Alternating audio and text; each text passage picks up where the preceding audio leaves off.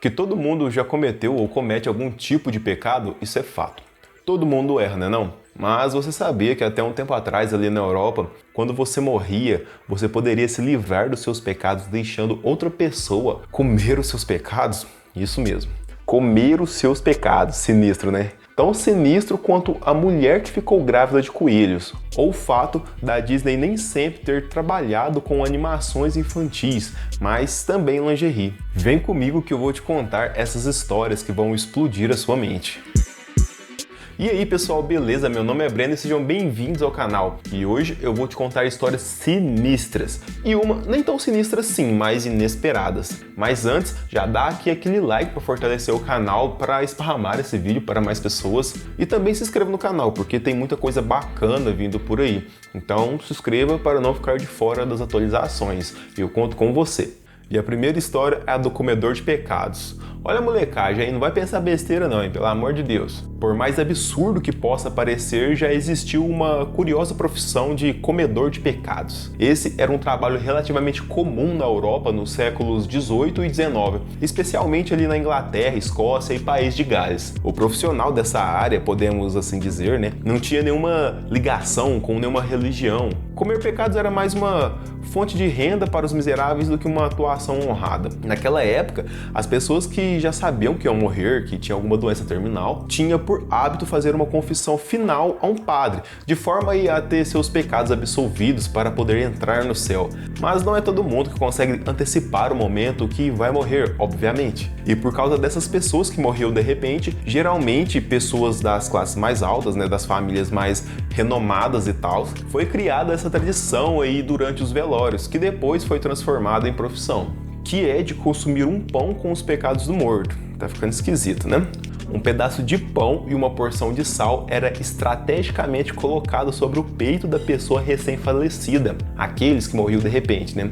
A família então contratava um profissional. Eles pagavam a pessoa que geralmente era um bêbado ou um mendigo que fazia qualquer coisa por dinheiro. Ele devia ficar sentado perto do morto e participar do velório.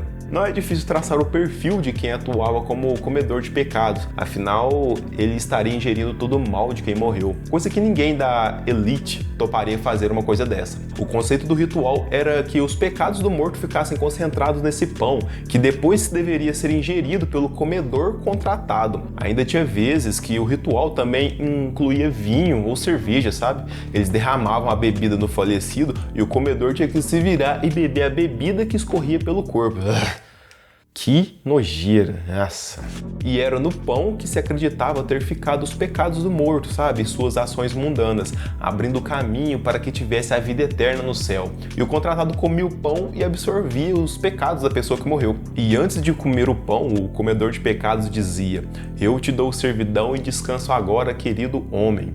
Não venha pelas ruas ou em nossos prados, e por tua paz penhoro a minha própria alma, um homem." Pode ser que não seja exatamente essas palavras, porque é uma história que foi contada por várias gerações, então pode ser que alguma informação tenha se perdido no tempo, né? Mas foram palavras aí nesse sentido. E depois de comer o pão, o comedor era xingado e às vezes perseguido pelos familiares do falecido. Sem contar que os comedores de pecados eram muito odiados, pois eles carregavam os pecados de muitas pessoas e eles odiavam os pecados. Se você já reclamou do seu trabalho, eu duvido que seja pior do que esse. Pô, pensa, ficar comendo pão de morto, beber vinho que escorreu pelo corpo do cara por trocados.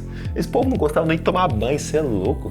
E tem mais, essa era uma espécie de ritual pagão, sem qualquer ligação ou bênção da Igreja Católica. O povo acreditava naquilo e simplesmente fazia por conta mesmo, sabe? Mas um dia essa tradição chegou ao fim, ainda bem, né? Negócio bizarro. Os comedores de pecados foram pouco a pouco sumindo do mapa da mesma forma que surgiram. As pesquisas indicam que o último devorador foi Richard Munslow, um agricultor aí do País de Gales que teria entrado na carreira para oferecer aos 4 filhos mortos uma vida pós-morte melhor. Como ainda havia pessoas que procuravam esse tipo de serviço, Munslow teria seguido adiante oferecendo aí seus serviços de comedor de pecado às pessoas que procuravam ele para amenizar as maldades dos seus entes queridos. Richard Munslow acabou morrendo em 1906 e foi enterrado em Hatley Hope, cemitério da vila de Shropshire. Cara, Muitas palavras em inglês, eu não sei se estou falando certo, tá? Mas eu vou colocar na tela. Foi enterrado na Inglaterra. Inglaterra, todo mundo sabe onde é, então foi lá. E com ele foi o último comedor de pecados.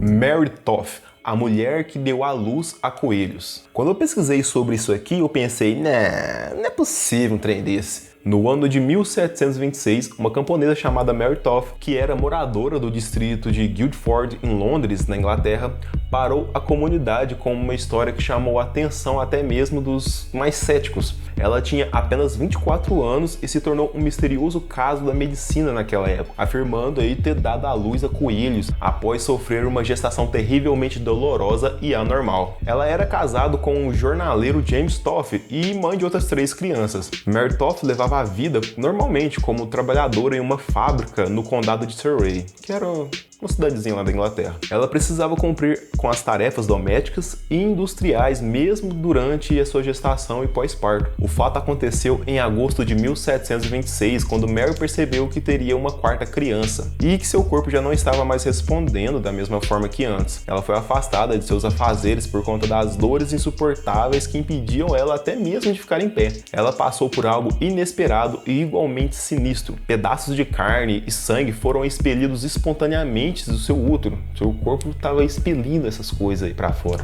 Os parteiros e médicos da região acabaram indo visitá-la para dar uma verificada, para ver se aquilo que estava chegando aos seus ouvidos era de fato verdade. Porque não é normal, o parto ser dessa forma. Quando chegaram lá, foram surpreendidos por mais objetos sendo liberados e perceberam que, além das coisas que já haviam saído, tinha mais fragmentos similares a ossos, vísceras de outros animais e partes de coelhos.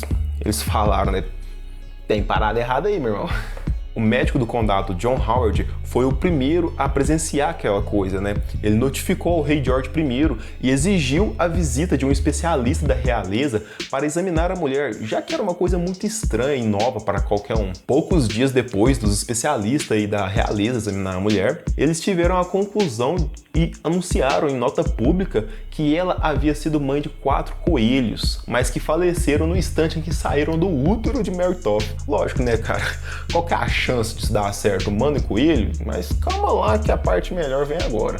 A história dessa mulher acabou que se espalhou pela Inglaterra e virou notícia nos jornais. Segundo as pesquisas, Mary Toth tornou-se obcecada por coelhos após ser perseguida por um espécime quando trabalhava em um campo com outras mulheres. Mas a sugestão de uma gravidez psicológica gerou uma repercussão muito maior do que a esperada, o que atiçou o interesse de outros médicos em analisar e questionar o estranho acontecimento. Tipo, tem coisa errada aí, cara, não tem como. Como assim grávida de coelhos, Essa história aí tá muito mal contada. Eles ficaram em cima dela, Fizeram a pressão. Todo esse interrogatório forçou Mary Toth a revelar a verdade por trás do mistério. Ela confessou que ela e seu marido haviam comprado coelhos e empurrando eles através do canal vaginal para fingir assim o milagroso parto.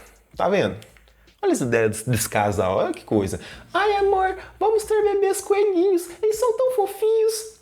Eu aposto que aquela falsa grávida de Taubaté se inspirou nessa mulher aí, Aqueles. Se ela enganou eles falando que ficou grávida de coelho, eu falar que eu fiquei de quadrigêmeos vai ser tranquilo, moleza. Dito e feito. Foi lá, enganou todo mundo, foi até em programa de TV, ganhou várias coisas para os bebês e depois descobriram que era tudo mentira. Depois disso tudo, Mary foi acusada de cometer fraude e virou alvo de inúmeros processos encomendados pelos médicos, vítimas aí das chacotas pela ingenuidade e incapacidade de detectar a gestação anormal. A mulher foi parar na prisão para pagar pelo crime, mas foi por pouquíssimo tempo, ela foi solta depois, não virou muita coisa. O sutiã da Disney World. Quando se fala de Disney, a gente já pensa no Mickey, Pato Donald, Pateta, parque de diversão em Orlando, mas você sabia que a Disney já trabalhou com venda de sutiãs e roupas íntimas? É isso mesmo.